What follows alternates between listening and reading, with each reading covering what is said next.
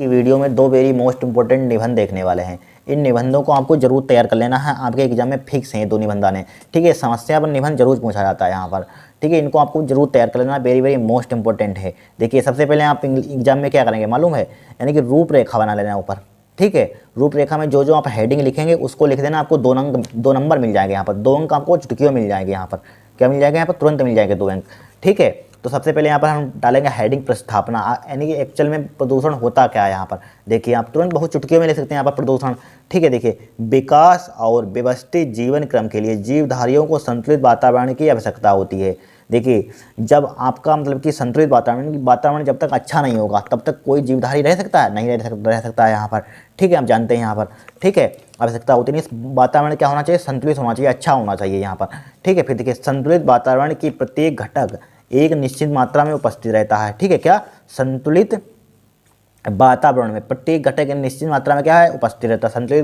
संतुलित वातावरण में क्या होता है? प्रत्येक घटक, ठीक है, एक निश्चित वातावरण में क्या रहता है? उपस्थित रहता है। वातावरण में बहुत से हानिकारक घटकों का प्रवेश हो जाता है। ठीक है, बहुत से हानिकारक क्या हो जाते हैं? घटकों का प्रवेश हो जाता है। यहाँ पर हो जाता है कि नहीं? यहाँ पर हो जाता है।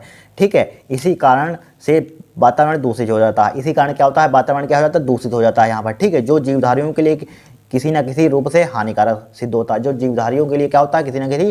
किसी न किसी कारण क्या होता है? हानिकारक सिद्ध होता है। इसे ही प्रदूषण कहते हैं। इसे ही क्या कहते हैं? प्रदूषण कहते हैं। यहाँ पर वो कठिन नहीं है यहाँ पर। ठीक है, प्रदूषण आप समझा सकते हैं, कुछ नहीं। विकास और व्यवस्थित जीवन क्रम के लिए जीवधारियों को संतुलित वातावरण की आवश्यकता होती है। संतुलित वातावरण के प्रत्येक, जरूरी नहीं है आपको इसी टाइप से लिखना है, अपनी भाषा में लिख देना, आप समझा दिया हमने। ठीक है, प्रत्येक घटक एक निश्चित मात्रा में उपस्थित रहता है। वातावरण में बहुत से क्या होते हैं? हानिकारक घटकों का प्रवेश हो जाता है। ठीक है, इसी कारण से वातावरण दूषित हो जाता है। जो जीवधारियों के लिए किसी न किसी रूप से हानिकारक सिद्ध होता है, इसे ही प्रदूषण कहते हैं। क्या कहते हैं? प्रदूषण कहते हैं। अब देखिए हेडिंग नेक्स्ट देखेंगे हम। फिर देखिए यहाँ पर हेडिंग डालेंगे विभिन्न प्रकार के प्रदूषण। देखिए प्रदूषण कितने प्रकार के होते हैं आपको वही लिख देना, आप जरूरी नहीं हेडिंग किसी टाइप से डाल सकते हैं यहाँ पर। देखिए प्रदूषण के प्रकार निम्नलिखित हैं। ठीक है, प्रदूषण के प्रकार क्या है? निम्नलिखित है यहाँ पर। ठीक है, देखिए वायु प्रदूषण होता है, जल प्रदूषण होता है, ध्वनि प्रदूषण होता है, बहुत से होते हैं इसलिए बहुत हैं यहाँ पर। ठीक है, तो वायु प्रदूषण में लिखेंगे यहाँ पर। वायु प्रदूषण किस टाइप से होता है, किस टाइप से फैलता है, आपको ये लिखना है यहाँ पर। देखिए क्या लिखेंगे? कारखानों से निकलने वाले धुएं से वायु प्रदूषण फैल रहा है। ठीक है, कारखानों से क्या हो रहा है? कारखानों से जहाँ से मतलब कि धुआं निकलता है, उससे कारखानों से क्या होता है? उसी से प्रदूषण फैलता है और आता है। वाहनों से निकलने वाले धुएं से वायु प्रदूषण फैलता है। और देखिए जितनी मोटरसाइकिल हैं, जितने भी वाहन हैं, उनसे क्या होता है हमारे पास? यानी कि वायु मतलब कि धुआं निकलता है, उसी से वायु प्रदूषण फैलता है। ठीक है, और अपनी आवश्यकता के लिए मनुष्य वनों को काटता है। ठीक है, जो वन है हमारे पास, पेड़ है, उनको काटता जा रहा है यहाँ पर, और प्रदूषण फैल रहा है इसलिए। ठीक है, काटता, इसी कारण वातावरण में ऑक्सीजन की मात्रा क्या हो जाती है? कम हो जा रही है। इसी प्रकार क्या हो जा रही है? ऑक्सीजन की मात्रा क्या हो जा रही है? कम हो जा रही है। ठीक है, फिर देखिए मीलों, क्या लिखा हुआ? मीलों लिखा हुआ है यहाँ पर। ठीक है, मीलों की चिमनियों से निकलने वाले धुएं के कारण वातावरण में विभिन्न प्रकार की हानिकारक गैस बढ़ती जा रही है। देखिए मान लीजिए भट्टे होते हैं जहाँ ईंट पकाई जाती हैं, वो आपने देखे होगी चिमनी वो लंबी खड़ी होती है, उसी में से जो धुआं निकलता है वो क्या होता है यहाँ पर? वो भी वातावरण के लिए नुकसान है, यहाँ पर हानिकारक है। यहाँ पर यही लिखा हुआ, मीलों की चिमनियों से निकलने वाले धुएं के कारण वातावरण के विभिन्न प्रकार की हानिकारक गैस बढ़ती जा रही है यहाँ पर। ठीक है, ये लिख देंगे इसमें वायु प्रदूषण में यहाँ पर। फिर देखिए जल प्रदूषण किस टाइप से होता है? जल प्रदूषण देखिए सभी जीवधारियों के लिए जल बहुत महत्वपूर्ण और आवश्यक है यहाँ पर। ठीक है, जीवधारियों जब तक जल नहीं होगा, जब तक जीवन नहीं चलेगा, ध्यान रखना। ठीक है, सभी जीवधारियों के लिए क्या है? जल बहुत महत्वपूर्ण और आवश्यक है। ठीक है, कारखानों से निकलने वाला प्रदूषित अशुद्ध जल, जो कारखानों से निकलता है प्रदूषित मतलब अशुद्ध जल और रासायनिक पदार्थ नदियों व समुद्र में गिरकर जल को प्रदूषित कर जाते हैं। ठीक है, गंदा पानी है यहाँ पर, बहुत जगहों से जाता है, वो नदियों में गिरता है, पूरा जल सब बेकार हो जाता है, जानते हैं यहाँ पर। ठीक है, वो पीने योग्य नहीं रह जाता है यहाँ पर। ठीक है, यही है, सभी जीवधारियों के लिए जल बहुत महत्वपूर्ण और आवश्यक है।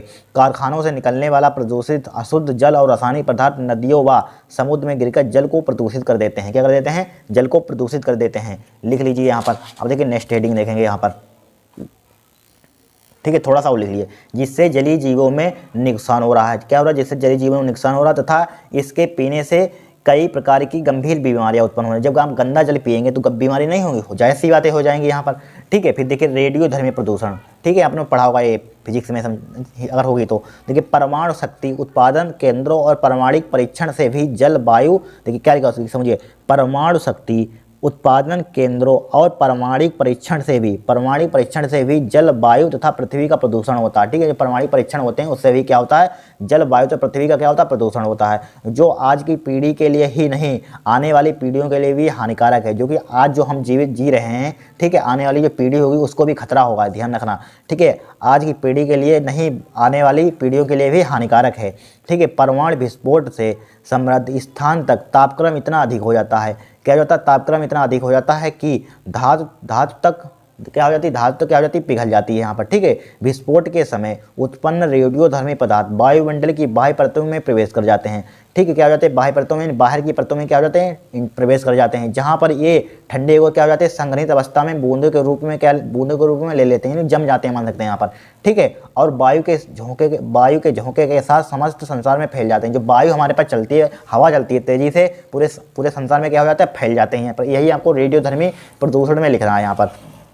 ठीक है, फिर देखिए ध्वनि प्रदूषण देखिए किस टाइप से फैलता है यहाँ पर। देखिए लाउड स्पीकरों, गाड़ियों, कारखानों की मशीनरी से निकलने वाले तेज आवाज़ों, जो तेज आवाज़ें निकलती हैं यहाँ पर, जितनी भी वाहन चलते हैं यहाँ पर तेज आवाज़ में लाउड स्पीकर बजते हैं। ठीक है, तेज आवाज़ से ध्वनि प्रदूषण फैलता है। इसी से क्या होता है, ध्वनि प्रदूषण फैलता है, जिससे मनुष्य की जो बहरापन, मतलब बहरा हो जाता है यहाँ पर, बहरापन और मानसिक तनाव उत्पन्न हो जाता है। ठीक है, मानसिक तनाव मतलब डिप्रेशन में आ जाता है, एक प्रकार का बोल सकते हैं यहाँ पर, मानसिक तनाव उत्पन्न हो जाता है यहाँ पर। ठीक है, मानसिक तनाव क्या होता है, उत्पन्न होता है, यही लिखना है। लाउड स्पीकरों, गाड़ियों, कारखानों की मशीनरियों से निकलने वाली तेज आवाज़ों की ध्वनि प्रदूषण फैलता है, जिससे ही मनुष्य में बहरापन और मानसिक तनाव उत्पन्न होता है यहाँ पर। ठीक है, अब देखिए नेक्स्ट हेडिंग, देखिए प्रदूषण पर नियंत्रण किस टाइप से किया जा सकता है, देखिए लिख लीजिए। ठीक है, इतना लिखा है लेकिन आपको सिर्फ पढ़ लेना है यहाँ पर, हेडिंग मेन चीज़ याद कर लेनी है यहाँ पर, और कुछ मैं याद करना।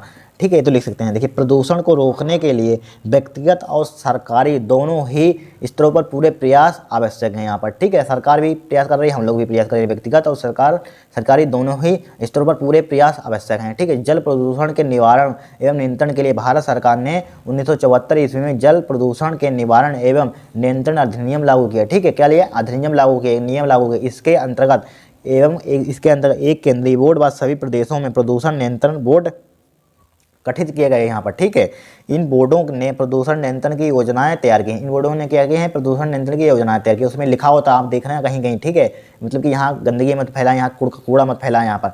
ठीक है, वनों की अनियंत्रित कटाइयों को रोकने के लिए कठोर नियम बनाए गए यहाँ पर। ठीक है, कठोर नियम, वन आप नहीं ऐसे काट सकते हैं, बहुत से नियम बनाए गए हैं। ठीक है, इस बात के प्रयास किए जा रहे हैं, प्रयास किए जा रहे हैं यहाँ पर। ठीक है, माना जा रहा है कि नए वन क्षेत्र बनाए जाएं, इस प्रकार प्रदूषण पर नियंत्रण किया जा सकता है। ठीक है, वनों को लगातार पौधे जितने हम ज़्यादा लगाएंगे उतनी ऑक्सीजन की मात्रा ज़्यादा बढ़ जाएगी। ठीक है, हमारे लिए क्या होगी, बहुत लाभदायक होगी, इससे प्रदूषण क्या हो जाएगा, खत्म हो जाएगा। उपसंहार डालेंगे यहाँ पर, हेडिंग क्या डालेंगे, उपसंहार। देखिए सरकार प्रदूषण की रोकथाम के लिए पर्याप्त सजग है यहाँ पर। ठीक है, प्रदूषण की रोकथाम के लिए पर्याप्त क्या बोल सकते हैं, तैयार एक प्रकार बोल सकते हैं। पर्यावरण के प्रति जागरूकता से ही, जब ये पर्यावरण को हर लोगों को जागरूकता होगी, ठीक है, जागरूकता से ही हम भविष्य में और अधिक अच्छा एवं स्वस्थ जीवन जी सकेंगे। ठीक है, अच्छा जीवन क्या हो सकते हैं, स्वस्थ जीवन जी सकेंगे, और आने वाली पीढ़ी को प्रदूषण के अभिशाप से मुक्ति दिला सकेंगे। ठीक है, आने वाली पीढ़ी के लिए क्या आने वाली पीढ़ी को प्रदूषण के अभिशाप से मुक्ति दिला सकेंगे। अतः सरकार के साथ साथ हम सभी का भी पुनीत कर्तव्य बन जाता है कि हम प्रदूषण मुक्ति पर्यावरण तैयार करने की दिशा में जागरूक रहें। ठीक है, इस टाइप से हमको लिख लेना है यहाँ पर। अब दूसरा वेरी मोस्ट इंपॉर्टेंट है, आय का जरूर ध्यान रखना है यहाँ पर। ठीक है, देश में बेरोजगारी की समस्या, देखिए क्या होती है बेरोजगारी का तात्पर्य चाहे यहाँ प्रस्थापना डाल लेना है यहाँ पर।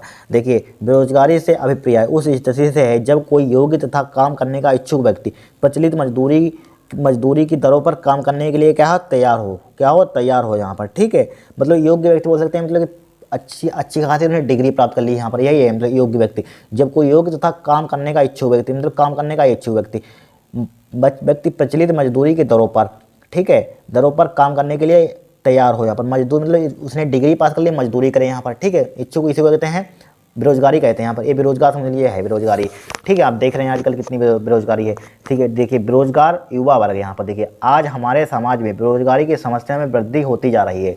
ठीक है, आज हमारे समाज में क्या होती जा रही है, बेरोजगारी की समस्या में क्या हो जा रही है, वृद्धि होती जा रही है। ठीक है, जिसके प्रत्यक्ष प्रमाण आज का युवा वर्ग है, जिसका प्रत्यक्ष प्रमाण क्या है, आज का युवा वर्ग है यहाँ पर। ठीक है, आज का नवयुवक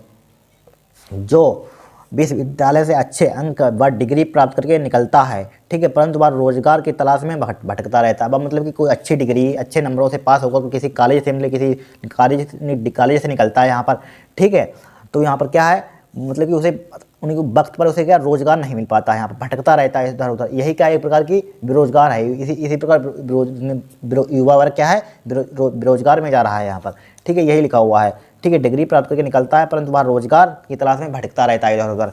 फिर देखिए अनेक समस्याओं की जड़ बेरोजगारी। समस्याओं की जड़ क्या है बेरोजगारी। देखिए रोजगार ना मिलने के कारण युवा वर्ग निराशावादी बन जाता है।